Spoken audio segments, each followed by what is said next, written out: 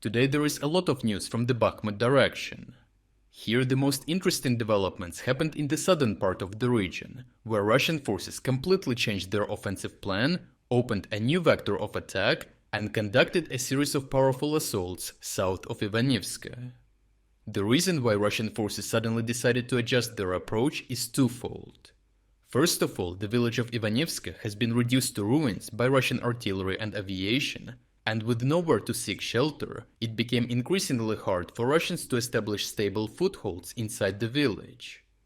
As a result, Russians sustained losses so heavy that they had to halt their attacks for replenishment and regrouping, as reported by Ukrainian fighters. Secondly, Ukrainian fighters have exacerbated problems for the Russians even more by establishing their main positions around the settlement and turning it into a kill zone. If we look at the topographic map, we can see the tactical elevation to the northwest of the village, which gave Ukrainians the ability to observe and strike Russians who were trying to advance along the road. Russian forces had already tried to assault Ukrainian positions on the hills. However, Ukrainians managed to withstand Russian artillery strikes and bombardments, followed up by intense infantry assaults. Since their plan of bypassing Ivanivske from the north failed, the Russian commanders decided to try bypassing the village from the south.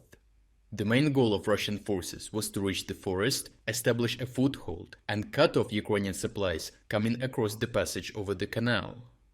Once Russian forces dig in, they could expand their offensive effort by moving north through the forest, gradually approaching the hills.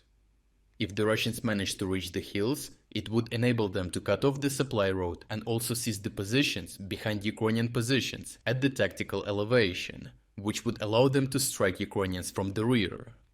Such developments would put Ukrainians on the hill and in the village in a pocket, and allow Russians to take control of the rest of the village and advance further towards the main stronghold in the next phase of their assault.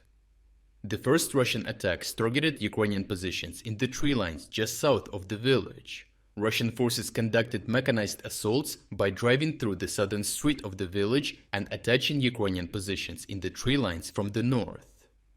Based on the nature of previous assaults in the region, Russians also seem to have conducted infantry assaults across the fields.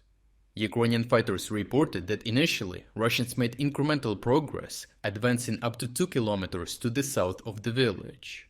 Nonetheless, the moment Russian forces reached the approach to the forest, their progress stalled and Ukrainian forces retook the initiative. It seems like Russians overextended themselves, as it is very difficult to accumulate forces in the sparsely located positions across the fields, while attacking densely located Ukrainian positions in the forest. Moreover, Ukrainian fighters from the 93rd Mechanized Brigade released many videos showing how their drone operators conducted a concentrated raid on Russian positions in the fields. The footage features dozens of strikes on Russian shelters that further complicated Russian forces' accumulation efforts. These strikes, in combination with Ukrainian ground operations, resulted in the collapse of the front line, so Ukrainians managed to repel the Russian flank attack and push them back to ground zero. Ukrainian soldiers reported that in the end, all Russian assaults were in vain and Russians suffered heavy losses in manpower and equipment.